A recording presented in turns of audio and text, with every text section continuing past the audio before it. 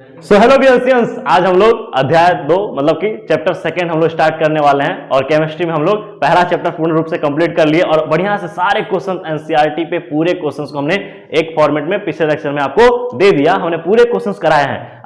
अगर आप नए विजिटर हो, अगर नहीं देखे हो आप, तो पूरा प्लेलिस्ट देख लीजिए और एनसीईआरटी के कराए हुए सारे क्वेश्चंस को देखिएगा, क्योंकि उसमें से कई ऐसे क्वेश्चंस हैं जो डायरेक्टली ऐसे ही एग्जैक्टली बोर्ड में पूछ दिए जाते हैं। आज हम जो पढ़ने वाले हैं ये भी बोर्ड पॉइंट ऑफ व्यू से बहुत ही इंपॉर्टेंट है, जो कि आज हम पढ़ेंगे। और आज जो टॉपिक लेने वाला है, जो चैप्टर लेने वाला है, वो है चैप्टर अम्ल, क्षार एवं लवण।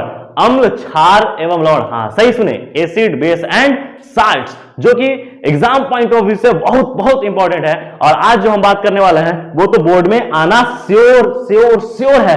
तो हम वही बात करने वाले हैं। कॉपी पेन लेके बैठ जाइए और नोट करिए। पहले तो हेडिंग लगाइए बाबू कि अध्याय सेकेंड, तो हम लिख दे रहे हैं चैप्टर 2 और हम लिखेंगे अम्ल, क्षार एवं लवण। इसको इंग्लिश में बोलते हैं बाबू एसिड, बेस एंड साल्ट्स। क्या बोलोगे? Acid, base and salts. तो इसमें तीन बातें आती हैं, एक एसिड, दूसरा बेस और तीसरा साल्ट। तो सबसे पहले किसी भी चीज को समझने से पहले उसका परिचय जानना जरूरी होता है कि आखिर एसिड क्या है। तो सबसे पहले एसिड लिखा हुआ है, तो सबसे पहले हेडिंग क्या लगाएंगे? एसिड। बहुत लोग को पता नहीं है कि एसिड होता क्या है। आइए आज हम सिखाते हैं आपको कि एसिड क्या है। और ये एसिड हमेशा पूछा जाता है, तो सबसे पहले हेडिंग लगाएंगे एसिड और एसिड के बारे में समझेंगे। एसिड कहां से उठाया गया है? यह वर्ड उठाया गया है एसिडस से। कहां से उठाया गया है? एसिडस से। और इस एसिडस का शाब्दिक अर्थ होता है बाबू खट्टा होना, सॉर, इन टेस्ट, मतलब कि खट्टा। हम यहां पे लिख दें तो क्या लिखेंगे? खट्टा। सर कोई जनरल एग्जांपल बताइए। नींबू एक एसिड है, या अगर हम बात करें कि जो भी एसिडिक फॉर्म में होगा या जो एसिड होंगे उनका टेस्ट कैसा होगा? खट्टा। तो सबसे पहली बात कहा जाए तो हमने कहा कि एसिड प्राप्त कहां से हुआ है? एसिडस से। और एसिड का जो शाब्दिक अर्थ है वो क्या है? खट्टा होना। अर्थात अगर हम बात करें दूसरा पैरामीटर्स पे अगर हम बात करें कि अगर एसिड को, अगर हम केमिस्ट्री के लैब में अगर जाएं तो एसिड को कैसे समझेंगे, तो सबसे पहले अगर हम कहें तो हम कहेंगे ब्लू लिटमस को, हम लिटमस पत्र उठाएंगे। क्या उठाएंगे बाबू? लिटमस। तो ब्लू लिटमस को रेड कर देता है। कैसा कर देगा? रेड। ब्लू लिटमस को रेड कर देगा। जैसे अगर हम बात करें कि ब्लू लिटमस को रेड कर देगा, तो देखो मेरे पास लिटमस पत्र भी है, तो ये रहा मेरे पास ब्लू लिटमस पत्र, और ये मेरे पास कहानी है कि रेड लिटमस पत्र। देखो यहां पे दिख रहा है कि ये रेड है, और ये रेड की बारे में बात बाद में करेंगे। तो ये देखिए ब्लू लिटमस, तो ब्लू लिटमस पत्र का ये रंग बदल देगा। अगर इस पे कोई अम्ल गिराएं, कोई भी एसिड गिरेगा, तो ये ब्लू लिटमस पत्र का रंग कैसा कर देगा? लाल। इसका एक्सपेरिमेंट हम आपको दिखाएंगे, परंतु सबसे पहले हमको समझना है कि ब्लू लिटमस का ये रंग कैसा कर देगा? लाल। अब दूसरी बात अगर हम कहें कि तीसरी बात कि अगर एसिड है तो एसिड का पहचान क्या यही है मात्र? तो हम कहेंगे नहीं, एसिड का पहचान एक और है कि जहां भी एसिड होगा उसमें से H+ का त्याग करना बहुत आसानी से हो जाता है। अर्थात H+ का त्याग बहुत इजीली होता है, उसे हम क्या बोलेंगे? एसिड। तो अम्ल के बारे में 3 पॉइंट बहुत बहुत बहुत इंपॉर्टेंट पॉइंट है कि पहला, इसका टेस्ट कैसा होगा? खट्टा। तो हम कहेंगे इसको उठाया ही कहां से गया है? एसिडस से। तो एसिडस से उठाया गया है, इसका शाब्दिक अर्थ है सौर, मतलब खट्टा होना। इसका ये क्या हो जाएगा? खट्टा हो जाएगा। और ये खट्टा होगा तो इसमें क्या होंगे कि इस अगर हम बात करें कि ये केमिस्ट्री के लैब में अगर हम चले गए तो क्या करेंगे? ये अगर इनका उपयोग करेंगे लिटमस पत्र पर, तो ये ब्लू लिटमस को क्या कर देंगे? रेड कर देंगे। और तीसरा, जहां भी अम्ल होगा वो अम्ल अपने पास से H+ का त्याग करेगा। फॉर एग्जाम्पल, आपने लैब में गया हो, आप लोग अपने लैब में गए होंगे और आप देखे होंगे कि वहां पे लिखा होगा HCl। क्या लिखा जाता है? HCl। HCl का एक डब्बा होता है, और HCl का मतलब हो गया कि बाबू क्या है? ये एसिड है। क्या है? ये एसिड है। अब इस एसिड में अगर हम बात करें, जब इसका रिएक्शन होगा तो ये H+ को त्याग कर देगा और Cl बना लेगा, Cl गैस। बाद में H2 और Cl2 गैस में टूट जाएगा, या H+ और Cl- में टूट जाएगा, अर्थात H+ का त्याग होता है। क्या मेरी बात समझ में आ रही है? ठीक है। अम्ल भी 2 प्रकार के होते हैं, जैसे हम कहें इंसान दो प्रकार के होते हैं, एक अच्छे और एक बुरे। हाँ, आप अच्छे वाले हो। तो हम देखें कि अगर बात करें, अच्छे हो ना, लाइक कर देना, ठीक है। तो देखो यहां पे हम बात करें कि अम्ल दो प्रकार के होंगे, कौन कौन से, एक स्ट्रॉन्ग एसिड, दूसरा वीक एसिड। अब इसी के आधार पे हम लोग बात करते हैं कि अम्ल कितने प्रकार के होते हैं, दो प्रकार के। तो हम लिखें क्या यहां पे कि यहां पे लिख दिया जाए कि इसको मिटा दें, रफ करें, ठीक है। आप इतना नोट कर लीजिए, हम रफ करते हैं, ठीक है। कि अम्ल कितने प्रकार के होंगे, तो टाइप्स ऑफ एसिड्स, तो टू टाइप्स ऑफ एसिड्स। अगर हम बात करें कि अम्ल H+ त्याग के आधार पर दो प्रकार के हैं। कितने प्रकार के बाबू, दो प्रकार के। तो जहां दो प्रकार लिखा हुआ है वहीं से बाइफैक्ट कर दिया जाए और दो भागों में खंडित कर दिया जाए। देखो दो प्रकार के होंगे तो पहला क्या हो जाएगा, एक होगा स्ट्रॉन्ग एसिड। क्या होगा बाबू, स्ट्रॉन्ग एसिड, जिसको बोलेंगे बाबू प्रबल अम्ल। और दूसरा होगा वीक एसिड, जिसे क्या बोलेंगे, दुर्बल अम्ल। अब हम बात करते हैं कि प्रबल अम्ल और दुर्बल अम्ल क्या है। तो हमने कहा भी कि H+ के त्याग के आधार पर अम्ल कितने प्रकार के हो गए, दो, एक प्रबल अम्ल और दूसरा दुर्बल अम्ल। हाँ, आप समझ पा रहे हो, हम जो अब बोलने वाले हैं वही आप समझ रहे हो, ठीक ठीक। यहां पे स्ट्रॉन्ग एसिड का मतलब कि हाइड्रोजन का बहुत जल्दी से त्याग हो जाना। मतलब कि जैसे ही स्ट्रॉन्ग एसिड की बात आती है तो हमारे दिमाग में एक बात याद आती है कि हाइड्रोजन का त्याग, हम कहेंगे कि हाइड्रोजन को जल्दी त्याग कर देना, जल्दी से त्याग कर देना। हाइड्रोजन को जल्दी से त्याग कर देगा तो वैसा एसिड क्या कहलाएगा, स्ट्रॉन्ग एसिड। अर्थात अगर हम बात करें कि ऐसे एसिड का एग्जांपल क्या हो जाएगा बाबू, तो हम बात करें कि ऐसे एसिड का एग्जांपल हो जाएगा HCl। क्या है, HCl, H2SO4 एंड एटसेट्रा। और भी हो सकते हैं, परंतु आपको दो ही याद रखना है। क्लास 10th के लेवल पे हमको दो याद रखना है, बहुत सारे हो सकते हैं, तो अगर हम बात करें तो इतना याद रखिएगा, HCl और H2SO4। इसको बोलेंगे सल्फ्यूरिक एसिड, इसको बोलेंगे हाइड्रोक्लोरिक एसिड, कोई दिक्कत नहीं है। अच्छा, यहां पे बात कर रहे हैं कि वीक एसिड। वीक एसिड का क्या मतलब है, वीक एसिड का मतलब है कि जो H+ को आसानी से त्याग न करे, क्या कहलाएगा, दुर्बल अम्ल कहलाता है। दुर्बल अम्ल कहलाता है।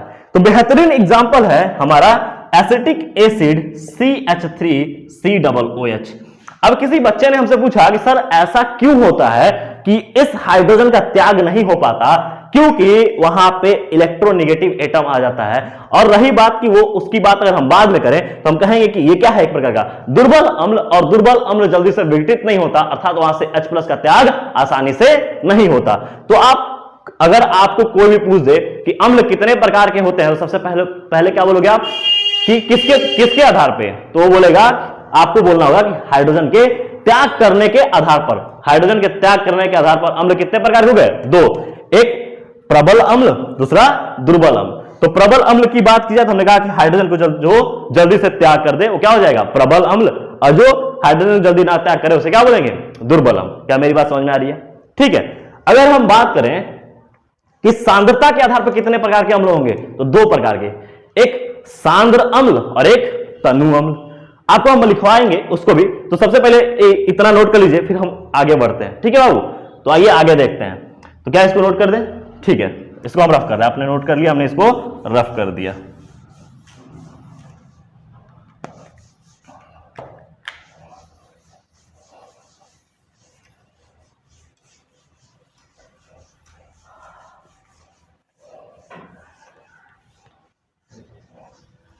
चलिए अब हम बात करने वाले हो कि सांद्रता के आधार पर अम्ल कितने प्रकार के होंगे। तो एक को हम बात करेंगे कंसंट्रेटेड एसिड, जिसको हम बोलते हैं सांद्र अम्ल। क्या बोलते हैं, सांद्र अम्ल। और दूसरा होता है तनु अम्ल। सांद्र और तनु, सांद्रता के आधार पर दो प्रकार, जैसे सांद्र और तनु। सांद्र और तनु का मतलब है कि अगर सांद्रता का मतलब क्या होता है कि जब हमको सॉल्वेंट और सॉल्यूट को मिलाना हो, मतलब कि विलायक और विलय की बात चली हो। तो अगर हम बात करें कि सांद्र अम्ल, तो हम कहेंगे कि सांद्र अम्ल वो अम्ल होते हैं जिनमें कि विलय की मात्रा क्या हो जाए, अधिक, और विलायक की मात्रा क्या हो जाए, कम। जैसे क्या बोलेंगे, सांद्र अम्ल। लेकिन वहीं पे डाइल्यूट सॉल्यूशन की बात किया जाए तनु अम्ल की, तो हम क्या बोलेंगे कि जहां पे विलय की मात्रा कम और विलायक की मात्रा अधिक हो जाए तो उसे क्या बोलेंगे, तनु अम्ल। तो दो बातें आपको याद रखना है कि सांद्र अम्ल में, तो सांद्र अम्ल को आपको याद रखना है कि जब विलय की मात्रा क्या हो जाए, अधिक हो जाए, और विलायक की मात्रा कम हो जाए तो उसे क्या बोलेंगे, सांद्रम। और तनु अम्ल की बात जब आपको याद रखनी है तो आप बोलोगे कि विलय की मात्रा क्या हो जाए, कम हो जाए, और विलायक की मात्रा अधिक हो जाए तो उसे क्या बोलेंगे, तनु अम्ल। क्या इसकी बात समझ में आ रही है? ठीक है, तो ये सांद्र और तनु के आधार पर हमने अम्लों को देख लिया। अब हम लोग बात करने वाले हैं क्षार। किसके बारे में बात करने वाले हैं? क्षार। तो ये तो अम्ल का परिचय था, अब हम बात करने वाले हैं क्षार का परिचय। तो आप हेडिंग लगाइए बाबू, क्षार। तो क्या इसको मिटा दें हम? ठीक है, तो अब यहां पे हम हेडिंग ही लगाने वाले हैं, क्षार।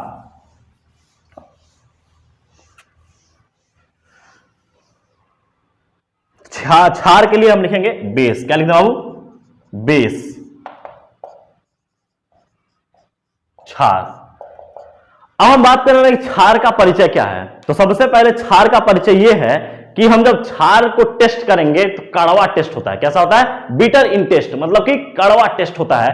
और साथ ही में ये सोपी फील होता है। सोपी मतलब कि साबुन जैसा। हाँ, मतलब कि साबुन क्या है, मतलब जो आपका सर्फ एक्सेल है वो क्या है, क्षार है। तो हम बात करें कि सबसे पहली पहचान और आमतौर पर जो पहचान इसकी हम कर सकते हैं वो हम ये बोलेंगे कि ये क्या कर सकता है कि यहां पर अगर हम बात करें क्षार को, तो क्षार हम कहेंगे bitter in taste. Bitter in taste, और बिटर इन टेस्ट मतलब कि कड़वा स्वाद, कड़वा स्वाद, तथा सोपी इन फील, मतलब कि अगर हम इसको टच करें तो ये कैसा होगा, झाग जैसा या साबुनी होगा, साबुनी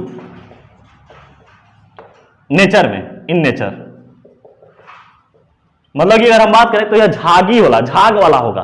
तो जब इसको हम थोड़ा सा ऐसे रब कर देंगे तो झाग बनेगा। तो हम बोले कि अगर आपको क्षार को समझना है तो सबसे पहले क्या बोलोगे, क्षार क्या होगा, कड़वा होगा स्वाद में, तथा साबुनी इन नेचर, मतलब इसकी प्रकृति कैसी होगी, थोड़ी सी सोपी होगी। सोपी मतलब झाग टाइप का, बात समझ रही है? इसलिए हमने साबुनी लिख दिया है। हालांकि साबुन प्रॉपरली क्षार, मतलब कि पूरा पूरा क्षार नहीं होता है, उसमें कुछ और सब्सटेंस होते हैं, हम बात करें। लेकिन सर्फ एक्सेल जो आपका हम बात करेंगे, जो सर्फ है, जो सर्फ, वो सर्फ क्या होता है, वो जो आपका वॉशिंग सोडा होता है, जो सर्फ वाला जो हम बात करें, वो पूरा बना होता है किसका, क्षार होता है, वो पूरा क्षार होता है। हम उसका भी एक्सपेरिमेंट देखेंगे। अगर एक्सपेरिमेंट देखना हो तो हमने कहा कि चलो लैब में चलते हैं, और लैब पे क्या किया जाए, हमने कहा कि रेड लिटमस ले लिया जाए। क्या ले लिया जाए बाबू? रेड लिटमस ले लिया जाए। मेरे पास रेड लिटमस है, देखिए यहां पे ये रेड लिटमस है, दिख रहा है, ये रेड लिटमस।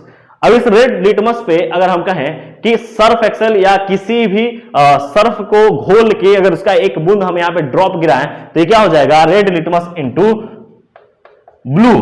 या कह सकते हैं कि इसको हिंदी में बोल सकते हैं कि लाल लिटमस कन्वर्ट हो जाता है किसमें, नीले लिटमस में। तो ये नीले लिटमस में परिवर्तित है, इसका कलर कैसा हो जाएगा, नीला। अब दूसरी बात, अब तीसरी बात हम इसमें कहें कि इसमें तीसरा बात क्या है, तो हम कहेंगे कि तीसरी बात जो इसमें मुख्य बात यह है कि ये OH माइनस का त्याग करते हैं। क्या करते हैं बाबू? OH माइनस का त्याग करते हैं। ये किसका त्याग करते हैं? OH माइनस का। तो जो भी क्षार होंगे वो क्षार क्या करेंगे, OH माइनस का त्याग करेंगे। तो ये चीज तो हमको समझ में आ गई कि अगर हम बात करें कि OH माइनस का त्याग होगा। अगर हम बात करें कि OH माइनस के त्याग के आधार पर, तो हम कहेंगे हाँ, OH माइनस के त्याग के आधार पर अगर हम बात करें तो क्षार कितने प्रकार के हुए हैं, 2। तो अगर हम इसको नोट करें तो हम लिखेंगे एक लाइन कि हम लिखेंगे, यहीं से कह रहे हैं कि OH माइनस के त्याग के आधार पर क्षार कितने प्रकार के हो गए, 2। एक प्रबल क्षार और दूसरा दुर्बल क्षार। अम्ल की तरह ही बात करेंगे, इसको भी क्या बोलेंगे, प्रबल क्षार और दुर्बल क्षार। तो क्या इसको मिटा दिया जाए फटाफट? ठीक है, तो हम इसको मिटा के हम लिख रहे हैं एक लाइन यहां ऊपर कि OH माइनस के त्याग के आधार पर क्षार 2 प्रकार के होते हैं। हम बोले कि OH माइनस के त्याग के आधार पर, क्या बोला जाए यहां पे, OH माइनस त्याग के आधार पर क्षार दो प्रकार के होते हैं। तो इसको भी दो भागों में बांट दिया जाए। अब दो भागों में बांट दिया तो एक हम क्या बोलेंगे यहां पे, प्रबल क्षार। क्या बोलेंगे, प्रबल क्षार। और दूसरा क्या बोलेंगे, दुर्बल क्षार। मतलब कि strong base and weak base. तो हम कहें कि वे क्षार जिनमें से OH माइनस का त्याग तुरंत आसानी से हो जाए, तो हम कहेंगे कि वे क्षार जिनमें से OH माइनस का त्याग आसानी से हो जाए तो उसे क्या बोलेंगे, प्रबल क्षार कहलाता है। क्या कहलाएगा, प्रबल क्षार कहलाता है। तो प्रबल क्षार की अगर हम बात करें तो हम कहेंगे कि जो आसानी से OH माइनस का त्याग कर दे, प्रबल क्षार कहलाता है। एग्जाम्पल जरूरी है, एग्जाम्पल जरूरी है। तो एग्जाम्पल उधर भी हमने दो दिया था, इधर भी दे देंगे दो। एक हो जाएगा NaOH और दूसरा क्या हो जाएगा, KOH। Sodium hydroxide and potassium hydroxide is a strong base. कोई दिक्कत इसमें नहीं। अब हम बात करने वाले हैं कि दुर्बल क्षार। तो हम कहेंगे कि वे क्षार, हम यहां लिख दें कि वे क्षार जो आसानी से OH माइनस का त्याग न करें, दुर्बल क्षार कहलाते हैं। एग्जाम्पल, दुर्बल क्षार का एग्जाम्पल क्या हो जाएगा, हमने उधर भी एक दिया था और यहां पे भी दे रहे हैं NH4OH, अमोनियम हाइड्रोक्साइड। क्या बोलेंगे, अमोनियम हाइड्रोक्साइड। NH4OH एक क्या है कि दुर्बल बेस है, मतलब कि OH को जल्दी से त्याग नहीं करेगा। तो अगर हम बात करें कि क्षार कितने प्रकार के हो गए, दो प्रकार के। किसके आधार पर, OH माइनस के त्याग के आधार पर। तो हम कहें कि दो हो जाएंगे, क्या क्या हो जाएंगे, प्रबल क्षार और दुर्बल क्षार। और दुर्बल क्षार क्या होंगे, वे क्षार जो आसानी से OH माइनस का त्याग ना कर सके। आसानी से नहीं त्याग करेंगे तो वो कौन से हो जाएंगे, NH4OH। कोई दिक्कत नहीं है। अच्छा, सांद्रता के आधार पर बात किया जाए तो फिर से वही बात कि ये भी कितने हो जाएंगे, दो। एक सांद्र क्षार और एक क्या हो जाएंगे, एक तनु क्षार। जबकि इसमें उतना विशेष बात नहीं करते हैं, परंतु इसको उतना ध्यान रखना पड़ेगा। अब आप बोलोगे कि सर सॉल्यूट प्लस सॉल्वेंट क्या था, मतलब कि अधिक मात्रा में जो लेंगे वो हो जाएगा विलायक और जो कम मात्रा में लेंगे हो जाएगा विलेय। जैसे मान लो कि हम कहें चीनी को पानी में घोलना है, तो पानी का क्वांटिटी ज्यादा लेना पड़ेगा चीनी को घोलने के लिए। तो पानी क्या है, विलायक, और चीनी क्या है, विलेय। तो उसी प्रकार विलायक और विलेय को मिक्स करते हैं, ठीक है, तो विलयन तैयार होता है। तो क्या इतनी बात समझ में आ रही है। अब हम नेक्स्ट टॉपिक बात करने वाले हैं बाबू, साल्ट्स का परिचय। अच्छा, साल्ट्स का परिचय जाने से पहले एक चीज समझिएगा कि अम्ल और क्षार का शादी करा दिया जाए तो जो प्राप्त होता है उसे क्या बोलते हैं, लवण बोलते हैं। याद हो गया। तो लवण का परिचय क्या है कि अम्ल और क्षार की शादी करा दी जाए तो अम्ल और क्षार से जो रिएक्ट करके जो उत्पाद प्राप्त होगा उसे क्या बोलेंगे, लवण बोलेंगे। कोई दिक्कत है इसमें। तो हम एक छोटा सा हेड डाल देंगे, लवण, साल्ट। बेसिकली आज हमारा जो क्लास है वो प्रॉपरली क्या है, बेसिक क्लास है, हर एक बातों को समझने का क्लास है।